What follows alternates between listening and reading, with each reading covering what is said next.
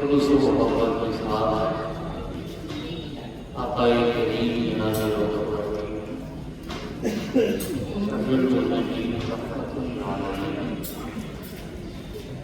جناب جامع العالمین جناب محمد مصطفیٰ محمد مصطفیٰ صلی اللہ علیہ وسلم کی بارگاہ محبت کی لگا کر درود پاک پڑھنے اللہم صلی علی سیدنا مولانا محمد وعلی سیدنا مولانا محمد صلی اللہ علیہ وسلم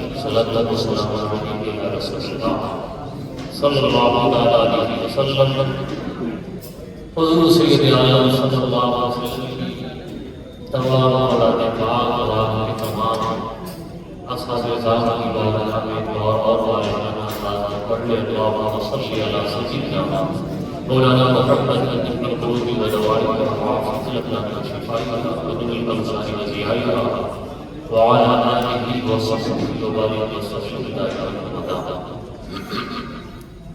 سامعین بابا پاک یہ مجلس کریم اللہ عز و جل کے ایک نصیب بندے جنہیں دنیا پیران جیل غرص نبیل ابو محمد شیخ رفاظ جیلانی رضی اللہ تعالیٰ کے نام سے جانا کر چاہتی تھی انہی کی بارگاہ خراج عقیدت پیش کرنے کے لیے قائم ہوئی اور ہم لوگ اس مجلس میں حاضر ہیں اللہ کریم اور سعادت کے فضل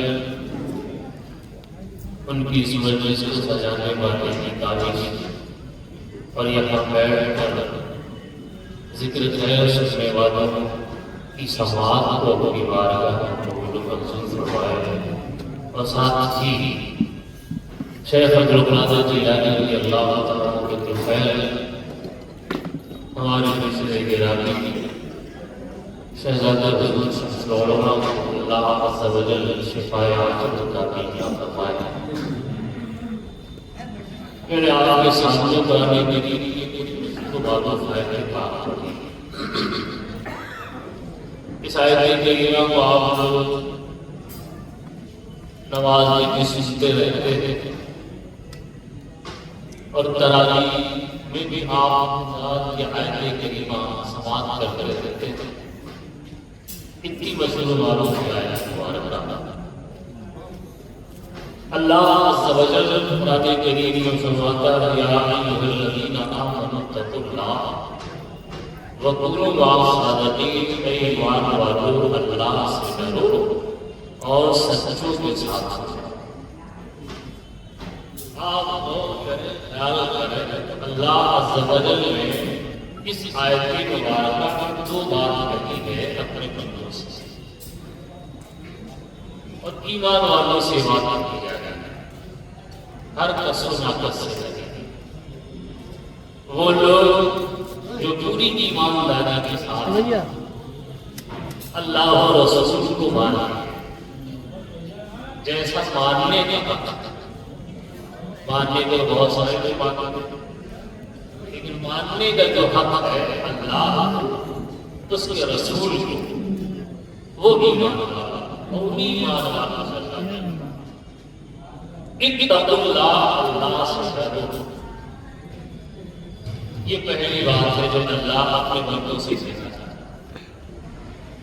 اللہ عز و جل اپنے بندوں کو اپنا خوف دینا چاہتا ہے۔ اگر تم مسلمان ہو، میرے نبی کی تبلیغ پر تم نے کرنا پڑا ہے تو اپنے آپ کو مسلمان کہتے ہو۔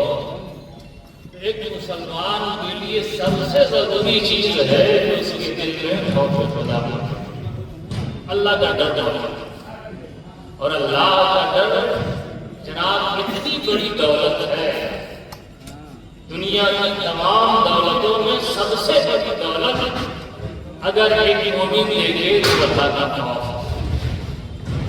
کیونکہ یہ دولت جس دل میں جگہ بنا لے تو پھر اس بندے کا دل کبھی راہ راست بھٹکتا نہیں۔ اللہ عز و جل کا خوف اگر دل میں آ جائے تو پھر آپ کسی مبلغ کو تقریر کر کے تبلیغ کر کے یہ نہ کہنا پڑے گا کہ چلو صاحب ہزار کی نماز پڑھ لیا جائے۔ جب خوف دل میں ہے تو بندہ مجھے ہزار کی آواز سنے گا، تڑپ جائے گا، میرے رب کی بارگاہ سے بلاوا آیا ہے، مجھے اپنی جگہ کے نیاز اپنے خلاق کائنات کی بارگاہ۔ خوف ہے دل میں، رمضان کا مہینہ پائے گا تو روزہ رکھے گا، کسی کو کہنا نہیں پڑے گا، قرآن کی تلاوت لفظ سے کرے گا، ایک ختم کرنے کا عادی ہے تو دو کرے گا، دو کا عادی ہے تو تین کرنے کی کوشش کرے گا۔ یہ خوف کی وجہ سے ایسا ہوگا۔ خوف ہے دل میں تو وہ سوچے گا اللہ نے مجھے صاحب حیثیت بنایا، مالک نظام بنایا ہے، یہ دولت کس دن کام آئے گی؟ کیا اس دولت سے ہم پیٹ بھریں گے، اپنا اپنے خاندان والوں کا خیال رکھیں گے؟ نہیں، دولت اللہ نے صرف پیٹ بھرنے کے لیے خود نہیں دیا، بلکہ اس دولت سے آپ اپنا بھی پیٹ بھریے، اپنے پڑوس کا بھی پیٹ بھریے، اپنے خاندان والوں کا بھی لحاظ کیجیے۔ اگر اللہ نے آپ کو نوازا ہے اور دولت دیا ہے تو حج فرض ہے، چاہیے کہ آپ کا چکر لگائیے، صفا مروہ پہ دوڑ لگائیے، حتیم کعبہ پہ کھڑے ہو کر دعا مانگیے اللہ سے۔ اللہ کا خوف جب دل میں ہوگا، صاحب حیثیت ہوگا تو وہ پیسہ خرچ کر کے حج کو نہیں چلا جائے گا، ورنہ کر کے اسی ضرورت ہے اس کا بہت کئی گئے، کئی اکاؤنٹ میں کئی اماموں سوال، ٹھیک ہے، بندہ سوچتا ہے 5 لاکھ کا اچھا یہ کتنے کا 40 دن میں 5 لاکھ چلتا ہے، اور یہی 5 لاکھ رہے گا تو 5 لاکھ بزنس میں لگائیں گے 5 سے 10 کما دیں گے۔ تو بہت ایسی سوچ رکھنے والے سوچتے رہ گئے مگر تمہیں حج کی توفیق نہیں دی۔ وجہ کیا ہے؟ اور دل میں توفیق پتا ہو تو بندہ ہر نیکی کی طرف بڑھتا ہے۔ اچھا اس سے ایک فائدہ اور ہوتا ہے، خوف ہوتا ہے۔ خوف سے دو فائدے ہوتے، ایک فائدہ یہ کہ بندہ نیکیوں کی طرف دوڑ لگاتا ہے اور گناہوں سے بچنے کی کوشش کرتا ہے، ہر درجہ کوشش کرتا ہے، جہاں تک وہ بچ سکتا ہے وہ اپنے آپ کو بچاتا ہے، اس وقت کا خوف دل میں موجود ہوتا ہے، اور یہی خوف دل میں کبھی آتا ہے کبھی چلا جاتا ہے۔ اسی خوف کو نکالنے کی ضرورت ہے۔ آج آپ دیکھیں یہی خوف دل سے نکل گیا تو ہماری مسجدیں سجدی ہو گئی، یہی خوف دل سے نکل گیا ہے تو گھروں میں قرآن پر رکھے رکھے گرد پڑ جاتے ہیں، کھلتا تک شب برات رمضان میں کھلتا۔ یہی خوف دل سے نکل گیا، بندہ جھوٹ بھی بول رہا، یہ خوف نکلا چوری بھی کر رہا، یہ خوف نکلا زنا میں ملوث ہے، یہ خوف نکلا ماں باپ کی بے ادبی میں ملوث ہے، یہ خوف نکلا تو دیکھو بندہ کون سا گناہ نہیں ہے جو وہ نہ کر رہا ہو، ہر گناہ میں یہ بندہ آگے چلتا، ورنہ کتنے جلسے ہوتے ہیں خدا کا شکر، اتنا بڑا شہر جونپور ہر مہینے میں جلسے ہوتے ہیں، ایک ہی شہر جونپور رہی، پوری دنیا میں تبلیغ کا کام ہو رہا، پوری دنیا میں خطاب ہو رہا، بڑے بڑے لوگ اجتماع کر رہے ہیں، بڑے بڑے لوگ چلے میں لوگ لے جا رہے ہیں، یہ بڑے سب سے فائدہ ہوگا، فائدہ کب ہوگا جب دل میں اپنے رب کا خوف لائے تھا، اور یہی خوف آج اٹھا ہے کہ اتنی بد تہذیبی کا مظاہرہ ہو رہا، یہ خوف دل سے نکلا تو بیٹا باپ سے نکل گیا، بیٹی ماں سے نکل گئی، شاگرد استاد سے نکل گیا، اس کا ادب نہیں، مرید پیر کا ادب نہیں کرنا، یہ خوف ہی نہ ہے۔ اگر اللہ کا خوف ہوتا تو سارا کام بندہ کرتا جس سے اللہ کی رضا حاصل ہوتی، جس سے اللہ کی خوشنودی حاصل ہوتی۔ آج ہمارا مسلمان ان چیزوں سے بڑا دور ہو رہا ہے، ضرورت ہے اس بات کی جس کا ہم کھانا کھاتے ہیں، جس کے دیے سانس سے ہم زندگی جیتے ہیں، جس کا دیا ہم پہنتے ہیں، جس کی نعمتوں میں ہم عیش و آرام کے ساتھ شب و روز گزارتے ہیں، ضرورت ہے اس پروردگار عالم کا خوف پیدا کیا جائے۔ اور آپ تاریخ اٹھا کے پڑھو ذرا، وہ بھی تھا، ایک مسلمان وہ بھی تھا، تو ایک چھوٹی سی بات اس سے سرد ہو گئی، کیونکہ دل میں خوف خدا تھا، وہ سہم گیا، ڈر گیا۔ ہوا کیا تھا؟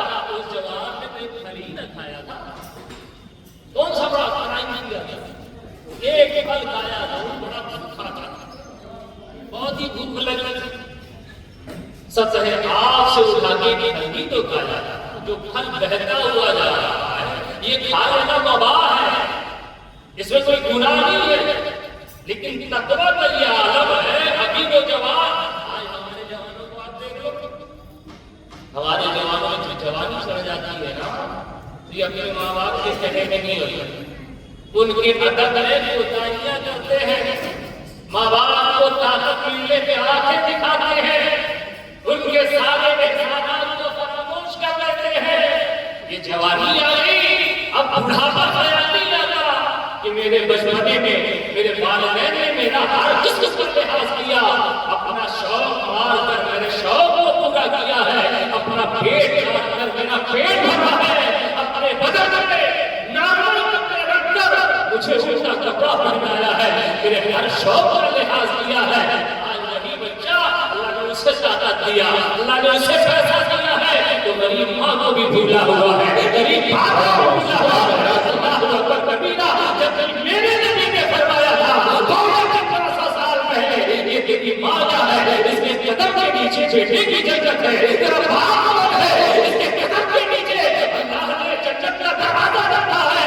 اللہ اکبر، اماں کو راضی کر لے، یہ تیری جنت بھی ہے، تیری جہنم بھی ہے، باپ کو راضی کر لے، یہ تیری جنت بھی ہے، تیری جہنم بھی ہے۔ اللہ اکبر، یہ فتویٰ اگر مسلمانوں آج ہم آپ سے پوچھتے ہیں، یا تمہیں نبی کا فرمان یاد نہیں ہے، یا رسول اللہ کی حدیث یاد نہیں ہے، کس بات کے مسلمان ہو؟ اگر نبی کا حکم نہ مانا تو پھر مسلمان ہونے کا فائدہ کیا ہے؟ اللہ کا خوف نہیں آیا تو پھر مسلمان ہونے کا فائدہ کیا ہے؟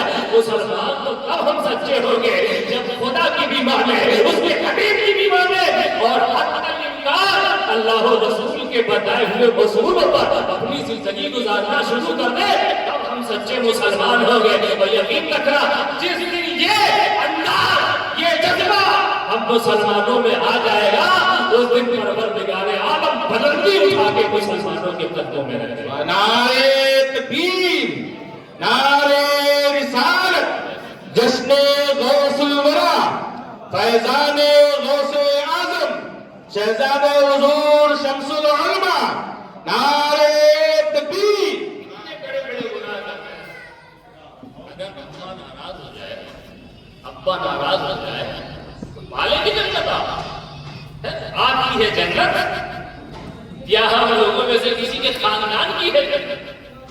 جنت تو اللہ کی ہے، تو اس نے مالی جناب محمد رسول اللہ کو منع کیا۔ اللہ ہی کا ارشاد ان کے ساتھ اس نے سلوک کرو۔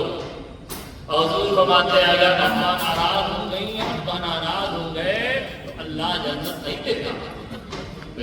انہی کی رضا میں تو اللہ نے اپنی رضا رکھی ہے، حضور کی خوشی والدین کی خوشی پہ ہے۔ تو آیا دیکھیے، یہ قیامت کی نشانی ظاہر ہو رہی ہے، آپ ہر گھر کا جائزہ لیں۔ حضور نے فرمایا قرب قیامت بچے اپنے والدین کے فرما بردار کرتے ہیں۔ آج یہ گھر گھر کا یہ ہے، ہم لوگ کتنا بڑا بڑا گناہ کرتے ہیں پھر بھی ہمیں خوف نہیں آ رہا، ہم ڈرتے نہیں خدا سے، بڑے بڑے جرم کیے بیٹھے ہیں، پھر بھی ہم نیکوکاروں میں اپنا شمار کرانے میں لگے۔ جناب محمد رسول اللہ صلی اللہ علیہ وسلم کی شریعت اور سنت پہ ہم عمل کریں تبھی کامیاب ہوں گے۔ اتنے بڑے بڑے گناہ کرتے پھر بھی خدا سے نہیں ڈرتے۔ وہ جواز کے پھل کھایا تھا، بڑا بھوکا تھا، اٹھا کے پھل کھا لیا، پھر جب پیٹ میں کچھ گیا نا تب اسے احساس ہوا ہم نے تو بڑا ہی جرم کر لیا، نہ جانے کس کا یہ پھل تھا، سطح آب پہ بہتا ہوا جا رہا، ہم نے اسے کھا لیا۔ اب وہ تلاش میں لگ گئے، کیوں لگ گئے تھا؟ ارے پھل بھی تو کھایا، کون سا بڑا جرم کر لیا، کسی کا مرڈر تھوڑی نہ کیا تھا، کسی مسلمان کی گردن تھوڑی نہ اتارے گی، کسی کی زمین نہیں پسند کیا تھا، نہ ماں باپ کو تکلیف پہنچائے. بڑا نیک جوان تھا، بڑا پارسا پرہیزگار تھا، بڑا متقی جوان تھا. ایک سیب کھایا تو سیب کھانے کے بعد دل میں یہ خیال پیدا ہوا، جوان تو نے سیب کھا لیا، اگر احساس نہیں تجھے بڑا ہی جرم کر دیا ہے. کس کا سیب تھا؟ تو نے کچھ پوچھا کہ اس سے اٹھا کے کھا لیا ہے. اب فکر لاحق ہو گئی، یہ ہم نے بن پوچھے کھایا ہے، بغیر اجازت کے کھایا ہے، ہمیں مرنا بھی ہے، قبر میں پہلے جانا ہے. مصطفیٰ کریم کی زیارت ہوتی ہے، حضور کو کیا چہرہ دکھاؤں گا؟ قبر ہی میں نہیں، قبر سے عرش میں اٹھایا جانا ہے، خدا کا کیا جواب دوں گا؟ یہ فکر لاحق ہو گئی، یہ جذبہ تڑپانے لگا اس جوان کو. آپ تو معافی مانگ کے رہیں گے. سطح آب پر جو سمندر میں وہ دریا میں سیب بہتا ہوا رہا تو اسی سے چلے گئے اور جاتے جاتے پا لیا، چلے گئے باغیچے. کیا آپ ہمارا معافی مانگی؟ جب ایک جوان کو اس اللہ کے نیک بندے نے دیکھا یہ جوان ہے اور ایک سیب کھانے پر اس کو اتنا احساس ندامت، یہ مجھ سے معافی تک مانگنے آ گیا، ورنہ کتنے لوگ تو آئے کھا کے گئے ہوں گے پتہ نہیں چلا. یہ ہے آیا ہے کھانے کو آپ سے معافی مانگنے سے. یہ کوئی عام بندہ نہیں، یہ کوئی خاص بات ہے. معاف تو کر دیں گے، ہمارے باغ کی نگہبانی کرنا پڑے گا. روایتوں میں آتا ہے کہ جو آدمی آتا 12 سال میں 8 سال میں اتنے سال میری باغ کی نگہبانی کر لیا گا تو منظور ہے اور آپ مجھے معاف کر دو بس. دیکھو آپ اتنا لمبا زمانہ نہ صرف ایک معافی کے لیے مجھے رہے میرے باغ کی نگہبانی کر. 12 سال بننا تو معمولی بات ہے. یا 1 سال کسی کو خیر ہو جاتی ہے تو دن میں تارے نظر آ جاتے ہیں، یا 12 سال کی مدت انہیں کے باغ میں رہنا ہے، ان کے باغ کی باغبانی کرنا ہے. یہ خوف تھا اس نوجوان میں. اور جب وہ مدت پوری ہو گئی تو کہا حضور اب تو معافی ملے گی. کبھی ایک شرط تو باقی نہیں تھا، حضور وہی بتاتا تھا.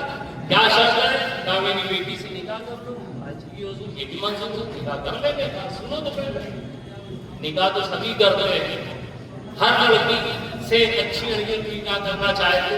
میری بیٹی کی صفت تو سن لو. تو انہوں نے سب کچھ بتا دیا، گونگی ہے، بہری ہے، اپاہج ہے. نکاح ہوگا تو انہوں نے سوچا یار یہ زندگی چند روزہ ہے، یہ تو ایسے ہی کٹ جائے گی. جیسے میں اپنے آپ کو پال رہا ہوں ایسے اس کا بھی بوجھ سنبھال لوں گا. بھلے وہ میری خدمت نہ کر پائے، میں اس کی خدمت کر لوں گا. کم سے کم میری معافی تو ہو جائے گی، چہرہ دکھانے کے قابل تو ہو جاؤں گا. اللہ رسول کو موضوع وہ بھی شخص منظور ہے. اللہ اکبر. اس کا نکاح ہو گیا اس جوان کا. اجب یہ اندر جاتے ہیں تو دیکھتے ہیں وہ خاتون جس کے بارے میں حضرت نے یہ کچھ بتایا تھا وہ تو ایسی کوئی صفت اس کے اندر ہی نہیں ہے. یہ بول بھی رہی ہے، کھڑی بھی ہو رہی ہے، ہاتھ بھی ہلا رہی ہے، سلام بھی کر رہی ہے، سن بھی رہی ہے. اللہ اکبر. اب بھی دیکھو ان کا جذبہ، دیکھو ان کا تقویٰ، دیکھو وہاں ٹھہرے نہیں، پلٹ کے بھاگے ہیں اور آ کے اس خاتون کے خالق کے پاس آگے کہتے ہیں حضور لگتا دھوکا ہو گیا تھا. کیا دھوکا ہوا؟ کہا بات خاتون کوئی اور. آپ نے کہا تو بندی ہے، وہ پاؤں سے بگڑی ہے، ہاتھ سے اپاہج ہے. حضور وہ تو صحیح سلامت ہے، ہاتھ بھی کام کر رہا، پاؤں بھی کام کر رہا، آنکھیں بھی کام کر رہی، کان بھی کام کر رہا. یہ آپ جو کہہ رہے ہیں اس کے برعکس ہے. تو اس اللہ کے نیک ولی نے فرمایا برعکس نہیں، وہی میری بیٹی اور وہی تمہاری شریک حیات. تو حضور نے جو آپ نے بیان کیا تھا وہ کیا تھا؟ تو اس اللہ کے نیک بندے نے فرمایا میں نے اس اپنی بیٹی کے بارے میں جو اندھی ہونا بتایا تھا وہ اس لیے کہ آج تک میری بیٹی نے اپنی نگاہوں سے کسی غیر محرم کا چہرہ نہیں دیکھا. آپ وہ بات دیکھیے. اور آج کا جو معاشرہ ہے مسلمانوں کا ہے، آپ اس کو نگاہ میں لے آئیے. آج ہمارے گھر میں بچیاں نکلتی ہیں نقاب لگا کے. اللہ اکبر. ایسے نقاب پہ لعنت ہے جو اب نکل آیا. یہ آج تو بولیے بھائی بتائیے کہ آج نقاب کا فائدہ کیا ہے؟ آج بھی دیکھ لیجیے آپ جو ہمارے معاشرے میں پرانی عورتیں ہیں جو دادی کی عمر کی ہو گئی ہوگی یا ضعیف ہو گئی ہوگی، آج یہ آپ دیکھیں وہ مارکیٹ میں نکلتی ہیں تو ان کا نقاب بڑی پرانے زمانے والا ہوتا ہے، آنکھ بھی ڈھکی ہوتی ہے، وہ لحاظ کر رہی، وہ پردے میں ہے، خدا کا یہ پورا پوشاک کالا کالا پہن لیا، یہی آنکھ سے تو گناہ ہوتا ہے، اور یہی آنکھ کھولے پڑے مارکیٹ میں لوگوں کو، تو بولیے کہاں ہر دن ہر وقت غیر محرم کا چہرہ نگاہوں میں آ رہا ہے۔ اور جناب عبداللہ سومئی فرماتے ہیں میری وہ بیٹی ہے آج تک اس نے کسی غیر مرد کا چہرہ نہیں دیکھا ہے، کیونکہ اس لیے کہا کہ آج تک اس کی زبان سے شریعت کے خلاف کوئی جملہ نہیں نکلا ہے، ہر وجہ بتا دیا انہوں نے، کہا وہی بیٹی شریک حیات ہے۔ اللہ اکبر کبیرہ، وہ جوان اس خاتون سے ملا، اس کی بہن بنی، اس کی شریک حیات بنی، تو پھر آپ دیکھو وہ جوان بھی بڑا خوبصورت ہے، جوان بھی پرہیزگار ہے، وہ جوان بھی متقی ہے، اور عبداللہ سومئی کی جو بیٹی ہے وہ بھی بڑی نیک ہے، وہ بھی ولیہ ہے۔ جب ان دونوں بندوں کا ملن ہوتا ہے تو پروردگار عالم انہی کی نسلوں سے شیخ عبدالقادر جیلانی کو پیغام۔ نعرہ تکبیر، نعرہ رسالت۔ آج ہم کیا کرتے ہیں؟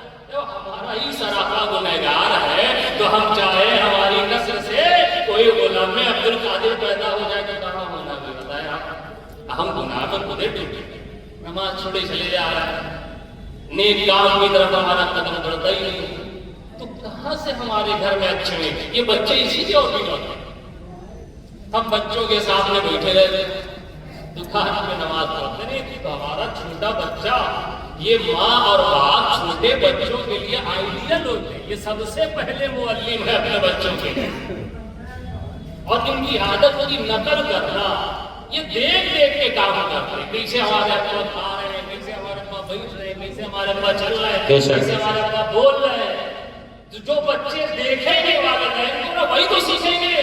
اب کوئی والد سامنے کھڑا ہو کے زور زور سے کسی کو گالی دے تو بیٹا سن رہا، اور بچہ تو بھی پورا کاغذ ہے، جیسا نقش کرو گے ویسے ہی اس کے اوپر چھاپ اترے گی۔ آپ اچھی چیزیں بچپنے میں انہیں دکھائیں گے، سکھائیں گے، کر کے بتائیں گے، تو بچے بھی جو بچپنے سے سیکھے ہوں گے بڑھپن میں بھی وہی عمل ان کی وجود سے ظاہر ہوگا، اور جب گندگی سکھائے ہوں گے تو پھر گندگی ان سے نکلے گی۔ اسی لیے آج کی اولاد والدین کے کہنے میں نہیں، وہ خوف پیدا کر لیا۔ شیخ عبدالقادر جیلانی رضی اللہ تعالیٰ بڑے ڈرنے والے، یہ اولیاء کرام بڑے ڈرنے والے تھے اللہ تبارک و تعالیٰ سے، اس لیے آج اتنے اونچے مقام پہ پہنچے۔ آپ بتائیے ہم لوگوں کا رشتہ، ہم لوگوں کی نسبتیں آج ہم جس کی محفل سجائے بیٹھے ہیں، شیخ عبدالقادر جیلانی جو صحابہ کے بعد، انبیاء کے بعد اور ائمہ اہل اطہار کے بعد سارے جماعت اولیاء میں سب سے بڑے بزرگ ہیں شیخ عبدالقادر جیلانی، سبحان اللہ، بے شک سب سے بڑے بزرگ ہیں۔ اسی لیے آج یہ بات شیخ عبدالقادر جیلانی رضی اللہ تعالیٰ عنہ فرماتے ہیں، میں تخت پر بیٹھا ہوا تھا کہ میرے آقا جناب محمد رسول اللہ صلی اللہ علیہ وسلم تشریف لے آئے، میرے آقا سواری پر موجود تھے، اور میرے آقا اکیلے نہیں آئے تھے، جب حضور آئے تو جناب موسیٰ علیہ السلام بھی حضور کے ساتھ تھے۔ شیخ عبدالقادر جیلانی فرماتے ہیں میرے آقا، میرے نانا جناب محمد رسول اللہ حضرت موسیٰ کے ساتھ تشریف لے آئے، پھر میرے آقا جناب محمد رسول اللہ صلی اللہ علیہ وسلم نے جناب موسیٰ کی طرف توجہ فرمائی اور جناب موسیٰ سے ارشاد فرمایا، اے موسیٰ یہ بتاؤ کیا تمہاری امت میں بھی کوئی ایسا اللہ کا ولی ہے؟ حضور فرماتے جناب موسیٰ سے، اے موسیٰ بتاؤ کیا اس شان کا، کیا اس بلندی کا، کیا اس بزرگی کا تمہاری امت میں بھی کوئی ولی ٹھہرا ہے، کوئی ولی گزرا ہے؟ تو جناب موسیٰ نے کہا یا رسول اللہ اس پائے کا تو ہماری امت میں کوئی ولی نہ ہوا، اس شان کا ہماری امت میں کوئی ولی نہ ہوا۔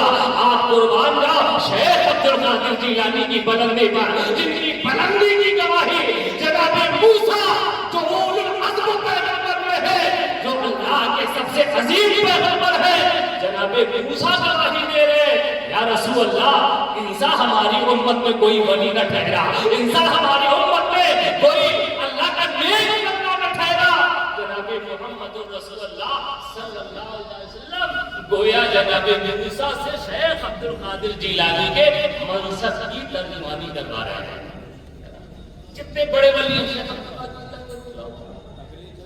تو آپ یہ بولے شیخ عبد القادر جیلانی کا رشتہ بڑا اسٹرانگ ہے ہم سے، یا جتنے لوگ بیٹھے ہوئے ہم لوگوں کا شیخ عبد القادر جیلانی رضی اللہ تعالیٰ عنہ سے رشتہ کیا؟ بس یہی ہے نا کہ ہم لوگ خادم ہیں شیخ عبد القادر جیلانی کے، اور حضور غوث اعظم ہمارے مولا، ہم غلام ہیں وہ ہمارے آقا ہیں، تب بھی ہم نیکیوں کی طرف نہیں بڑھ رہے، بس اتنی ہی نسبت۔ لیکن شیخ عبد القادر جیلانی رضی اللہ تعالیٰ عنہ کو حضور سے کیا نسبت، کیا رشتہ ہے؟ وہاں آقا مخدوم کا تو ہے ہی ہے، لیکن اس کے ساتھ ساتھ خون کا بھی رشتہ ہے شیخ عبد القادر جیلانی کا جناب محمد رسول اللہ، نسب کا بھی رشتہ ہے ہمیں۔ شیخ عبد القادر جیلانی وہ ہے جن کے گھرانے میں امام زین العابدین بھی ہے، جن کے گھرانے میں حسن مجتبی بھی ہے، جن کے گھرانے میں حسین کربلا بھی ہے، جن کے گھرانے میں سید الاولیاء سیدنا مولا علی بھی ہے، جن کے گھرانے میں امام زین العابدین بھی ہے، جن کے گھرانے میں امام باقر بھی ہے، امام جعفر صادق بھی ہے، امام موسیٰ کاظم بھی ہے، امام علی رضا بھی ہے، امام محمد تقی بھی ہے، امام محمد تقی بھی ہے، امام حسن عسکری بھی ہے، امام مہدی بھی ہے۔ سوچو اتنے بڑے بڑے امام شیخ عبد القادر جیلانی کے خاندان میں موجود ہے، کتنا مضبوط رشتہ ہوگا شیخ عبد القادر جیلانی کا۔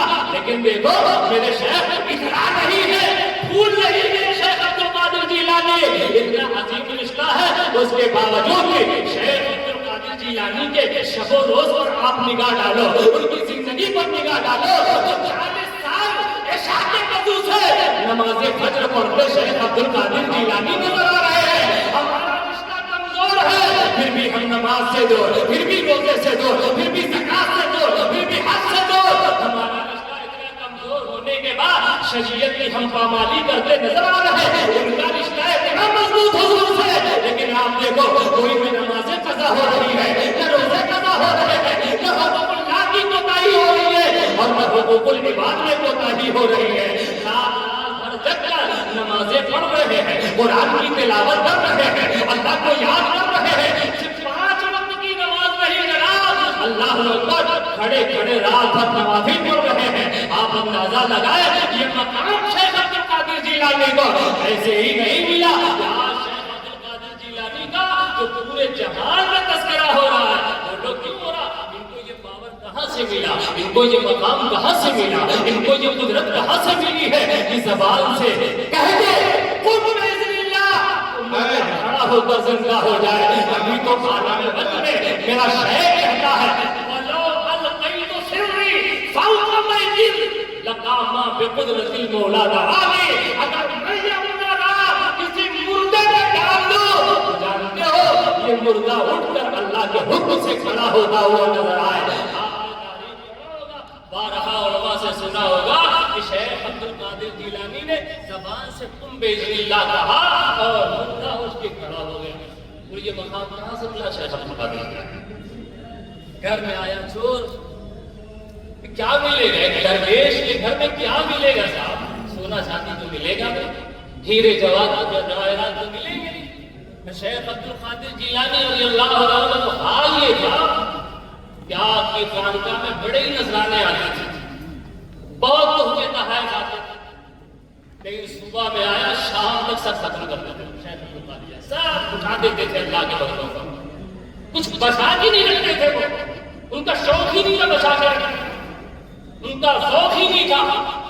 وہ تو خاکہ والی زندگی پسند کرتے تھے، وہ تو قناعت والی زندگی پسند کرتے تھے، کیونکہ جناب محمد رسول اللہ نے زندگی کو پسند فرمائی ہے۔ تو یہ نانا کے نواسے ہیں، ہمیشہ ان کا یہی جذبہ ہوتا تھا میں اپنے نانا کے قابل بن جاؤں، میں اپنے بابا کے قابل اولاد بن جاؤں۔ اللہ اکبر کبیرہ، صبح کو آیا شام تک ساری دولت غربا مساکین فقراء میں لٹا دیتے، اور پورا دن لنگر چلتا تھا شیخ عبد القادر جیلانی کی سبحان آگے نہیں رکھتے تھے، سب سجا دیتے تھے.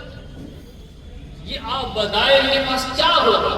مگر چور آیا تھا ان کے گھر کے اندر، میرے شیخ کے اندر گھر کے اندر آیا، چوری کرنے جبہ اچھا لگ گیا. لیکن ایک بار کہا تھا میرے شیخ نے، جب جناب خواجہ فضل نے کہا حضور ابدال فلاں جگہ کا انتقال کر گئے، ابدال دیجیے، تو حضرت نے فرمایا جاؤ صبح لے جاؤ، لیکن وہ وسیع تو جہاں ابھی دیجیے، اگر رات میں کچھ ہو گیا تھا کون جواب دے گا اسے؟ تو شیخ عبد القادر جیلانی رضی اللہ تعالیٰ نگاہیں ولایت دی اور فرمایا جاؤ وہ بغل میں کونے میں بیٹھا اسی کو لے آؤ ابدال. زبان سے خالی نکلا تھا ابدال، وہ تھا چور تھا، چوری کی نیت سے آیا تھا، آپ کا جبہ چھڑانے، آپ کی زبان سے خالی نہ نکلا، آپ نے اس پر ہاتھ نہیں پھیرا، اس کو سینے سے نہیں لگایا، اپنی زبان اس کو نہیں چسایا، صرف اتنا کہا جاؤ وہ بغل میں بیٹھا ہوا تھا اسی کو لے جاؤ، وہاں تعینات کر دو. اللہ اکبر. جناب خواجہ خضر نے اس کو پکڑا، اور جب پکڑا تو کہا مجھے کہاں لے جا رہا ہوں، میں تو چور ہوں. تو خواجہ خضر نے کہا ہاں چور، مگر اب تجھے نگاہیں غوث میں تو ابدال بنا دی. سبحان اللہ سبحان اللہ. کر دیا. تو بولے یہ جو تاثیر آئی، یہ طاقت آئی کہاں سے آئی؟ کہاں سے آئی یہ طاقت؟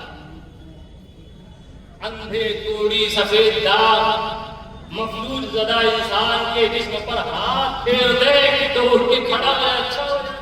کہاں سے یہ طاقت آئی؟ ڈوبتے ہوئے کشتی کو جو ڈوب رہی ہے، جو سمندر سے پکار ہے اغثنا یا شیخ عبد القادر جیلانی شیخ اللہ، یہ کہہ رہے ہیں تو خانقاہ میں بیٹھ کر، درسگاہ میں بیٹھ کر شاگردوں کو پڑھانے کے عالم میں آپ کو کشتی سے پکارا لوگوں نے، اور شیخ اپنی خانقاہ درسگاہ میں رہ کے سن بھی رہے ہیں، اور یہاں سے رہ کے ان اللہ کے بندوں کی مدد بھی کر رہے ہیں. پوری طاقت کہاں سے آئی؟ شیخ عبد القادر جیلانی. انہوں نے کیا کچھ محنت کیا، اپنے نفس کو مارا، اپنے نفس کے ساتھ جنگ کیا، تب اللہ تبارک و تعالیٰ نے ان کو یہ مقام عطا فرمایا. ہم لوگ شیخ کی محفلیں سجاتے ہیں تو صرف اتنا ضروری نہیں کہ شیخ کا تذکرہ سن کر اس کام سے سنا اور ان کی فضیلتیں یاد کر لیا کہ شیخ کے اندر یہ کمال ہے، شیخ کے اندر یہ کرامتیں تھیں، شیخ کے اندر یہ عمر تھا. صرف سننا کافی نہیں ہے، بلکہ صحیح معنوں میں آپ اگر غلام غوث ہیں، عاشق غوث بننا چاہتے ہیں تو پھر ان کی تعلیمات پر بھی ہمیں عمل کرنا پڑے گا، ان کے نقش قدم پر بھی چلنا پڑے گا، تب کہیں یہ کمال عطا ہوگا. اللہ اکبر کبیرہ. شیخ فرماتے ہیں میرے نانا جان سواری پر تھے جناب موسیٰ کے ساتھ. جناب موسیٰ سے کہا موسیٰ ہماری امت میں بھی شان کا کوئی ولی ہے؟ کہا یا رسول اللہ نہیں ہے، کوئی ولی نہیں شان کا ہے. تو جناب غوث اعظم فرماتے ہیں میرے آقا کریم صلی اللہ علیہ وسلم میرے قریب آئے اور میرے آقا جناب محمد رسول اللہ صلی اللہ علیہ وسلم نے اپنے دست نبوت سے ہمیں جبہ عطا فرمایا. جبہ عطا فرمایا. بظاہر دنیا والوں کو تو یہ لگتا ہے جبہ کپڑے کا جو بنا ہوگا، وہی جناب محمد رسول اللہ نے غوث اعظم کو عطا فرمایا. مدینہ دیکھیں آپ جبہ، اس جبے میں بھی بڑا کمال رہا، اس جبے میں بڑی برکتیں رہی، اس جبے میں بھی جناب محمد رسول اللہ کے بڑے فضل و برکات رہے. اب آپ اندازہ لگا لیجئے حضور کے جبے کی کیا برکت تھی، کیا شان تھی. قرآن کریم میں ایک واقعہ نقل کیا ہے، ایک واقعہ بیان کیا ہے پروردگار عالم نے. جناب یوسف اور جناب یعقوب علیہ السلام کو تسلیم کی. جناب یوسف علیہ السلام بچپنے میں کنویں میں ڈال دیے گئے. اس واقعات کی طرف جانا مقصود ہے، اس لیے کیا بتانا ہے کہ حضرت یعقوب علیہ السلام جو حضرت یوسف علیہ السلام کے والد بزرگوار تھے، کیونکہ حضرت یوسف علیہ السلام سے بڑی محبت کرتے تھے. جناب یعقوب علیہ السلام بڑے حسین و جمیل تھے، ان کا حسن دنیا جانتی تھی، بڑے حسین تھے اور چھوٹے بھی تھے، سب سے بڑی محبتیں کرتے تھے. جب یعقوب علیہ السلام نے ان کے گمشدگی کی خبر پائی ہے نا تو بڑا ہی روئے حضرت یعقوب علیہ السلام، بڑی تکلیف میں رہے اور روتے ہی رہتے تھے. ان کی جدائی میں، ان کی فرقت میں روتے رہتے تھے. حالات میں آتا اتنا روئے کہ آپ کے آنکھوں کی بصارت جاتی رہی. آپ کے آنکھوں کی بینائی جاتی رہی، اور ایک زمانہ آیا جب یعقوب علیہ السلام کے سارے بھائی لوگ مصر پہنچے تھے اور انہوں نے غلہ دیا۔ جناب یوسف علیہ السلام نے کہا تم لوگ کہاں کے رہنے والے ہو؟ کہا کنعان۔ کہا تمہارے ابا کا نام کہا یعقوب۔ تو کہا سنو، وہ سب پہچانتے تھے جناب یوسف علیہ السلام کی لوگ کون ہیں، یہی ہمارے بھائی ہیں جنہوں نے ہمیں کنویں میں ڈالا تھا، میرے ابا سے جدا کیا تھا، انہیں سب پتا ہے۔ لیکن جناب یوسف علیہ السلام کہتے ہیں جب تم لوگ اپنے گھر جانا تو یہ میرا جبہ لے لو، میری قمیص لے لو، اور جا کے یہ قمیص اپنے والد کے حوالے کر دینا۔ تو جناب یوسف علیہ السلام نے قمیص لیا، اور جب یہ قمیص لے کر لوگ کنعان کی سرحد میں پہنچے تھے تو جناب یعقوب علیہ السلام کو اپنے بیٹے کی خوشبو محسوس ہونے لگی، اپنے بیٹے کے جسم کی خوشبو محسوس ہونے لگی، جبکہ آیا کیا تھا کپڑا پیرہن یوسف جسے بدن میں لگایا جناب یوسف نے، وہ پیرہن میں پہنچا ہے تو خوشبو آنے لگی، اللہ کے پیغمبر یعقوب کو اللہ کے پیغمبر یوسف کی خوشبو آنے لگی۔ اور جب یہ قمیص لے کے پہنچے ہیں تو کہا یہ مصر کے شہنشاہ نے آپ کے ہاتھ میں دیا ہے۔ تو جناب یعقوب علیہ السلام نے وہ لباس لیا، جناب یوسف علیہ السلام کا کرتا لیا ہے اور لے کے اپنی آنکھوں سے لگایا ہے۔ تاریخ گواہ ہے، قرآن بتا رہا ہے، جیسے یوسف کی قمیص حضرت یعقوب نے اپنی آنکھوں سے لگایا ہے، اس قمیص کی برکت یہ ہوئی کہ اللہ نے ان کی آنکھوں میں بینائی لوٹا دیا ہے، دیکھنے لگے ہیں، نور آ رہا ہے۔ اب مسلمانوں آپ ایمانداری سے بتاؤ، جناب یوسف میرے نبی کے بہت نیچے ہے، میرے نبی تو جناب یوسف سے بھی امام ہے، جناب یوسف سے بھی نبی ہے۔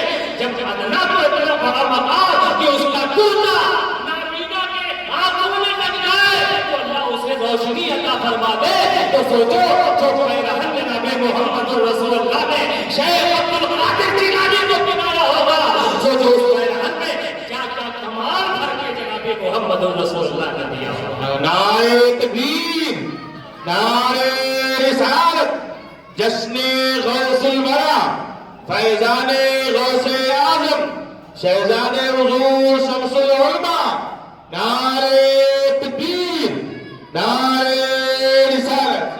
دوسری بات جو اللہ نے قرآن میں کہا کونوا مع الصادقین، اور سچوں کی صحبت اختیار کرنے، سچوں کی صحبت اختیار کرنے کا حکم اللہ نے دیا۔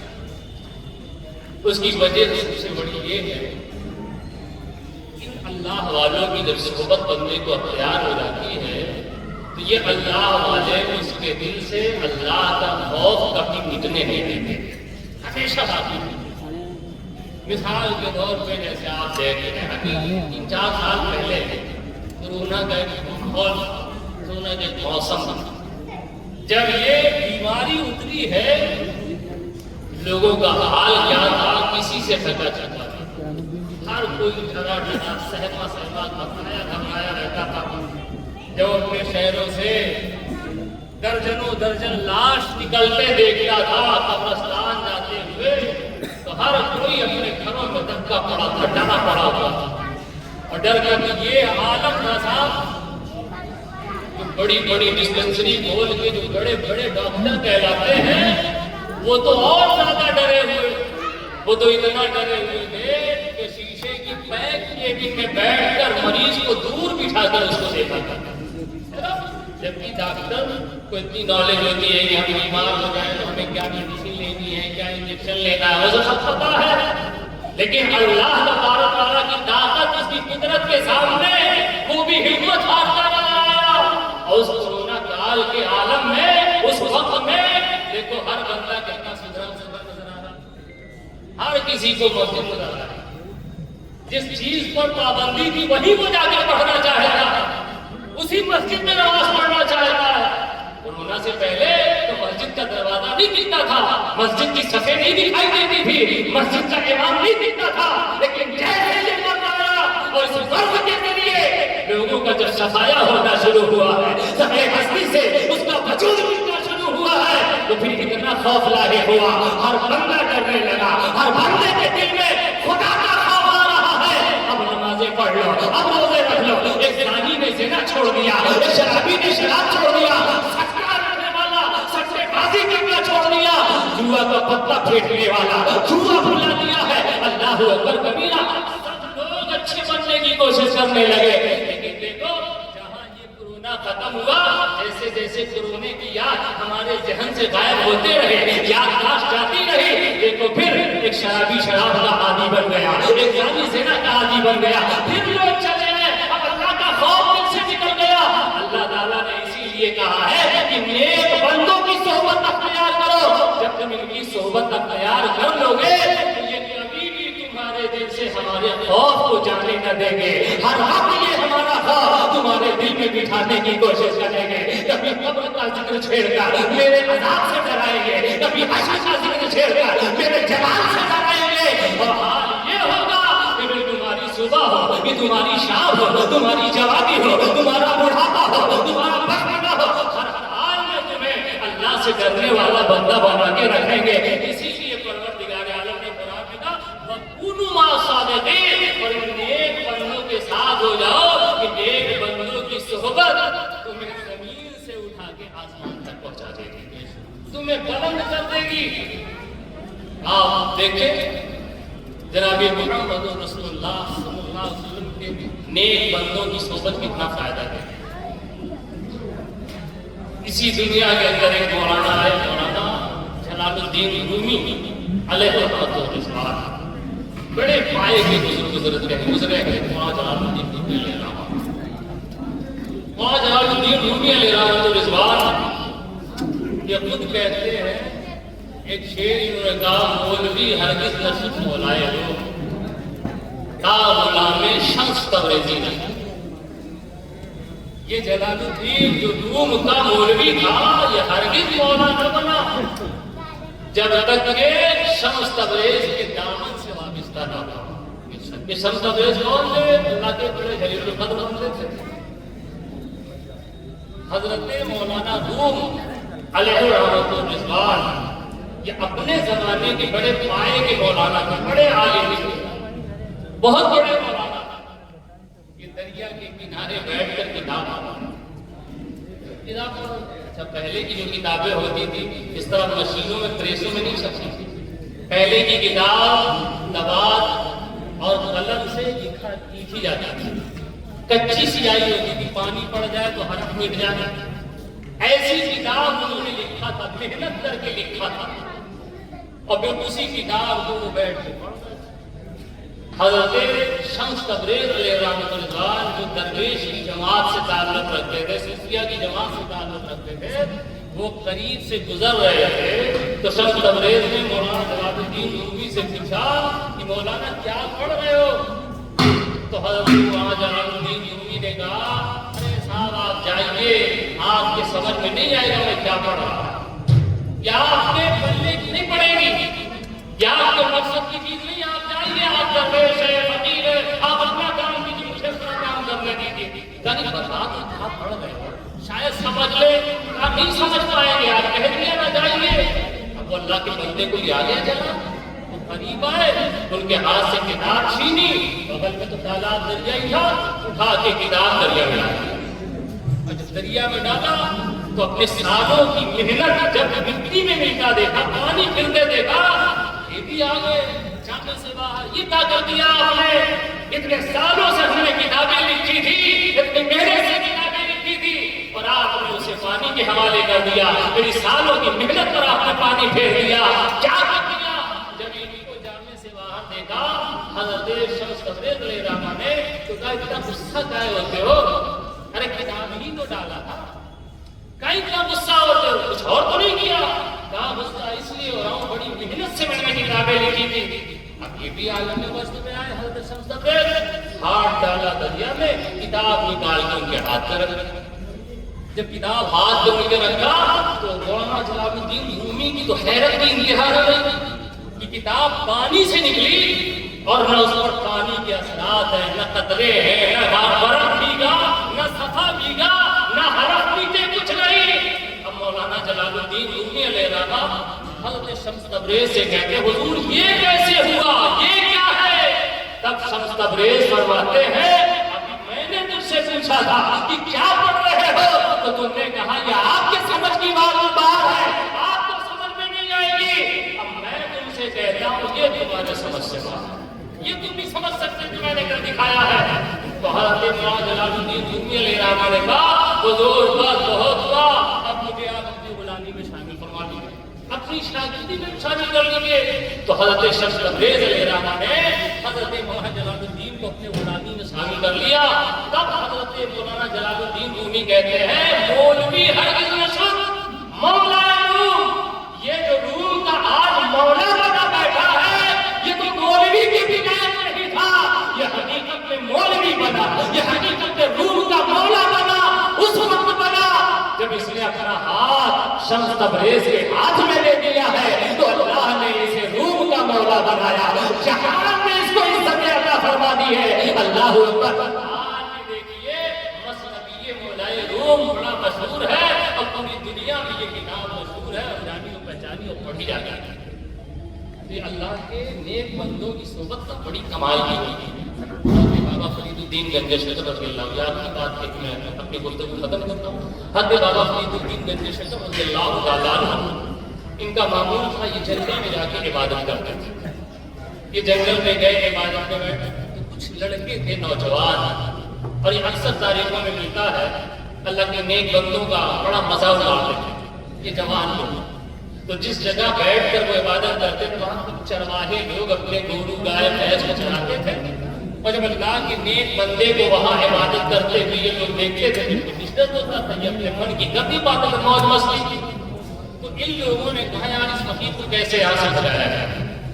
تو آپس میں ان لوگوں نے پلاننگ کیا، اس میں ان نوجوانوں میں جو شرم زبان لڑکا تھا جو تیز ترار تھا، اس سے لوگوں نے کہا کل جب یہ آئیں گے فرید الدین تو انہی کے سامنے جا کے بیٹھ جانا، جیسے یہ بیٹھے ہوں گے ویسے تم بھی بیٹھنا، اور تم بھی تصویر لے کر کے سامنے وہ پڑھنا شروع کرتا، جیسا یہ پڑھتے ہو تو ویسے تم بھی پڑھنا۔ اچھی بات۔ دوسرا دن ہوا، حضرت آئے، یہ بھی آ گیا، گائے چرانے والا بندہ یہ بھی آ گیا، ان کے سامنے بیٹھ گیا، اور بیٹھنے کے بعد پھر سے اس نے کر دیا، اور جیسے جیسے حضرت بابا فرید الدین گنج شکر رضی اللہ تعالیٰ کو گرد کر رہے ہیں ویسے ویسے یہ نوجوان جو مزہ لینے کے لیے کر رہا تھا، ان کو بھگانے کے لیے کر رہا تھا، وہ اللہ کی عبادت کے لیے نہیں اللہ کا نام رکھ رہا تھا، وہ تو شیخ فرید الدین کو بھگانے کے لیے کر رہا تھا۔ ابھی تھوڑی دیر نہیں گزرا تھا تو اس کے چہرے پر اثرات بدل گئے، چہرے پر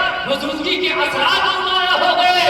اب حضرت بابا فرید الدین گنج شکر نے مولا کی بارگاہ میں توجہ کی اور رب سے کہا مولا مجھے 30 سال لگ گئے اس منزل کو پہنچنے میں، اور یہ بندہ ہے کہ ابھی 3 منٹ بھی نہیں ہوا میرے ساتھ بیٹھ کر تیرا نام لیتا، اور تم نے 3 منٹ کے اندر اسے ہدایت عطا فرما دیا۔ تو غیب سے آواز آتی ہے اے فرید الدین ہم اسے ہرگز ولایت عطا نہ کرتے، ہم تو اسے ولایت صرف اس لیے دے دیے یہ تیری صحبت میں بیٹھ پایا نام رکھا ہے، تیرے صحبت کی برکت کی وجہ سے ہم نے اسے اپنے ولیوں میں شامل کر دیا، ورنہ دنیا کیا کہتی فرید الدین کے ساتھ بیٹھا اور کچھ فائدہ نہیں پایا، یہ تیرے ساتھ بیٹھنے کی برکت ہے، اسے ہم نے اپنا ولی بنا لیا، اگر تم سے الگ ہو کر زندگی بھر عبادت کرتا تو شاید یہ مقام اسے نہ ملتا۔ یہ اللہ کے محبوب بندوں کی صحبت اختیار کرنے کا سلا، تو اللہ نے آپ کو اگر موقع دیا ہے تو اللہ کے نیک بندوں کی صحبت اختیار کیجیے، ان سے جڑیے، ان سے رشتے ہموار کیجیے، ان سے محبتیں کیجیے، اور ان کی یہ محبت انشاءاللہ مزید بروز قیامت آپ کے کام آئے گی۔ جو کچھ میں نے باتیں کہی پروردگار عالم اس منصب کو عمل کی توفیق عطا فرمائے۔ یہ قصہ لطیف ابھی ناتمام ہے، جو کچھ بیان ہوا آغاز باب ہے۔ وآخر دعوانا الحمدللہ رب العالمین۔ السلام علیکم ورحمۃ اللہ۔